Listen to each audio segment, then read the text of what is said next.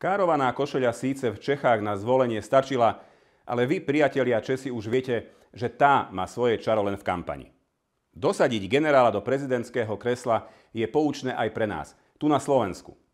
Ivan Korčok totižto začal nosiť okuliare múdrosti podľa českého kampaňového vzoru. Ale zdá sa, že aj produkt s okuliarmi sa predáva v Čechách lepšie ako u nás na Slovensku. Tu už totiž všetci vedia, že Ivan Korčok je pre Slovensko rovnakým nebezpečenstvom ako pre vás generál Pavel. Je to človek, ktorý už na Slovensku dávno zradil všetko a všetkých. No momentálne ho zabalili do darčekového balenia s farebnou trblietavou mašličkou a ponúkajú ho nám za prezidenta. Ale musím byť voči nemu aj korektný. Ako kariérny diplomat si bol Ivan Korčok vedomý, čo je to diplomacia a vedel oceniť aj hodnotu ľudského života. Dnes, keď celá Európa túži po mieri, on sa za mier už zjavne hanbí. Ivan však kedysi bol schopný a ochotný sadnúť za jeden stôl s Ruskom.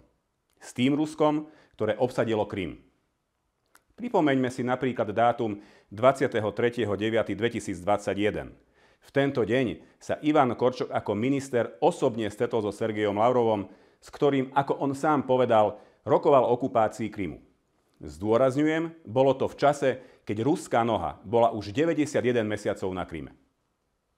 Bol by som rád, keby sa Ivan Korčok nehanbil za to, čo robil a komu všetkému podával ruku.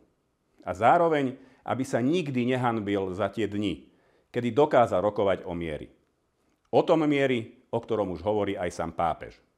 Napriek všetkým výhradám voči osobe Ivana Korčoka oceňujem tie dni, kedy mu slovo mier nebolo cudzie. Pevne verím, že o bývalej snahe rokovať o miery s Rusmi Ivan informoval aj českých partnerov, konkrétne pána premiéra Fialu, pána prezidenta Pavla, ako aj predsedkyňu poslaneckej snemovne pani Pekarovú Adamovú. Ozaj, pán Korčok, ľutujete sa, že nemáte priestor na verejnú debatu. Ešte stále platí moja výzva.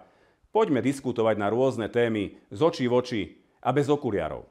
Aj bez ružových či tých kampaňových. Máte nám totiž čo ešte vysvetľovať.